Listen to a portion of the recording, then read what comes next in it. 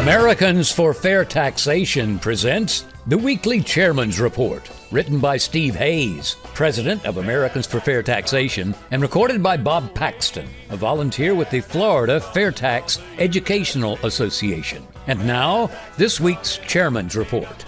Hello, I'm Bob Paxton with the AFFT Chairman's Report for Friday, August 23rd, 2024.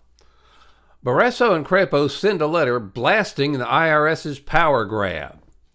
U.S. Senators John Barrasso, Republican Wyoming, and Mike Crapo, Republican Idaho, ranking member of the Senate Committee on Finance, led their colleagues in a letter to Internal Revenue Service Commissioner Danny Werfel. The letter sets forth the following points. We write with serious concerns regarding your agency's recent unilateral and unauthorized action to create a permanent Internal Revenue Service direct file tax preparation program. The American people do not want an all-encompassing IRS acting simultaneously as the tax collector, tax auditor, tax enforcer, and now tax preparer. The IRS does not have unlimited resources and should focus on improving information technology systems, data privacy, and long-standing customer service issues. The IRS Direct File program is not adequately equipped to support tax returns for the tens of millions of Americans who have anything other than extremely basic returns. For example, Direct File excluded many categories of taxpayers, such as those who own their own businesses, collect income from property investments, or work as independent contractors, such as ride-share drivers or delivery workers. Taxpayers already have access to numerous free tax filing options, and dozens of national nonprofit entities offer tax preparation services at no cost. More than 30 million taxpayers annually utilize these services, which are far more effective. The letter continued with these questions. What is the specific statutory basis for the IRS launching and maintaining a permanent direct file program? How does this cited authority demonstrate Congress's clear intent that the IRS permanently undertake such a program? How does the IRS respond to the claim that the recent ruling from the Supreme Court reaches situations of administrative overreach like the unilateral creation of a direct file program? What funds does the IRS believe Congress specifically appropriated for the purpose of launching and maintaining a direct file tax system? Did the IRS reallocate or otherwise redirect funds obligated to or originally anticipated to be spent on other programs and initiatives, like taxpayer services, to pay for the creation of the pilot and permanent direct file programs? If so, please provide information detailing how much funding and which accounts the money was shifted from, as well as which accounts money will be shifted from in the future. Does the IRS believe that any of its current or anticipated future employees will be hired into, reassigned, or otherwise redirected to support the direct file program? If so, please provide information detailing the IRS's estimates for the next 5 fiscal years of the number of such employees, the sectors from which they are moving, and the reasons for or casual factors contributing to the employee joining the direct file program. The IRS claims that the Direct File pilot program was a success despite TIGTA's report from June 25, 2024, which found that the IRS met only 3 of its 7 self-identified key requirements for Phase A of the Direct File pilot program. GAO also found that the pilot would not collect data that adequately informed cost-benefit analysis of the IRS running a Direct File program. How could the IRS claim that its program launch was a success when it fell short on key metrics and requirements, or that its reviews of the merits of the initiative are reasonable when both government oversight agencies tasked with reviewing the IRS have flagged them as fundamentally flawed?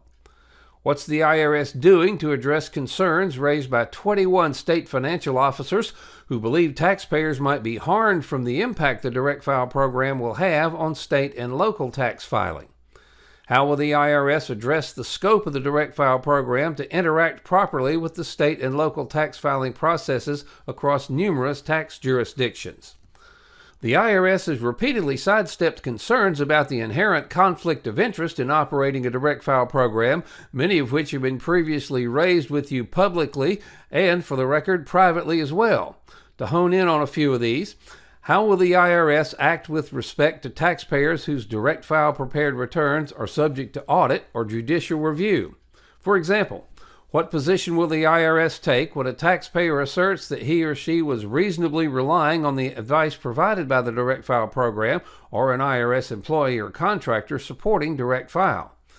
How will expanding direct file to include additional taxpayers and tax filing situations change the IRS's actions with respect to the taxpayers described in A, if at all? Does the IRS have plans to expand the scope of its direct file program for taxpayers filing returns for pass-through business income or corporate income? Have there been any discussions about expanding the scope of the direct file program to business tax filing? And finally, how will the IRS account for taxpayers who may have investment income? In conclusion, we applaud these two senators for pushing back against the elites and their minions who believe they know best. The IRS isn't fooling anyone when they claim that they are undertaking this unauthorized activity for the taxpayers' benefit. The elites and their minions are trying to create a system where the IRS is indeed the tax collector, tax auditor, tax enforcer, and tax preparer. They want individual taxpayers to have as little control over their own taxes as possible.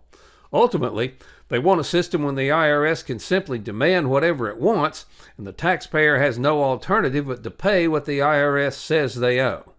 Senators, if you're concerned about this brazen power grab by the elites, you need to go beyond just writing letters to the IRS.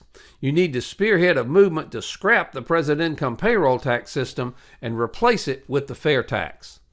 The fair tax is so simple that everyone can understand and comply with it without having to hire expensive professional help. It shows the true cost of the federal government on every retail receipt, so all of us can understand how much we're paying and determine if the benefits we're receiving are worth the cost. It helps U.S. companies compete with foreign competitors and not move overseas. The fair tax keeps jobs in the U.S. rather than exporting them to other countries. It permanently establishes the solvency of Social Security and Medicare, eliminates special treatment for any group of taxpayers, benefits lower income groups more than the present income payroll tax system, and is fair.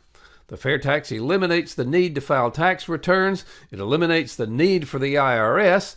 It allows each of us, not the elites and their minions, to determine the amount of federal tax we pay, and is the largest transfer of power from D.C. to the people since the Constitution was adopted. Now, D.C. is ignoring the one real solution that allows us to remain citizens and not subjects, the fair tax. The fair tax is simple, non-invasive, but most of all, it works.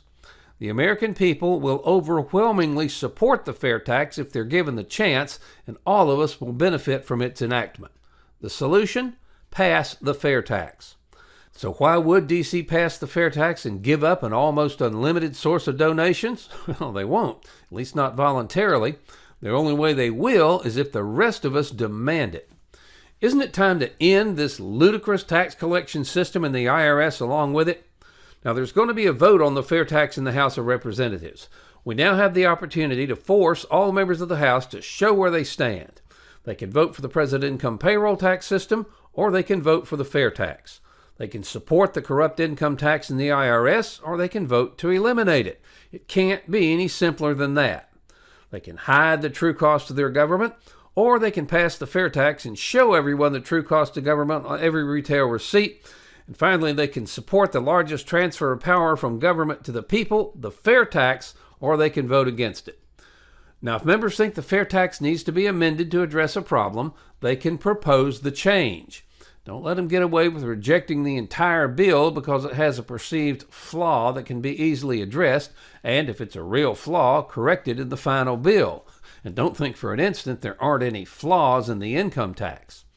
Help us bring about real tax reform and stop future IRS abuses. By contributing or investing $10.40 a month, you help provide a financial base to Americans for fair taxation. Now, if you can make larger contributions/investments, these will be used not for salaries, as we're all volunteers, but for the needed updates to our economic studies, which will be vital for all future years. Please go to fairtax.org to invest in AFFT and help us pass the fair tax. It's an investment in your and your family's future. This has been the Weekly Chairman's Report, written by Steve Hayes, President of Americans for Fair Taxation.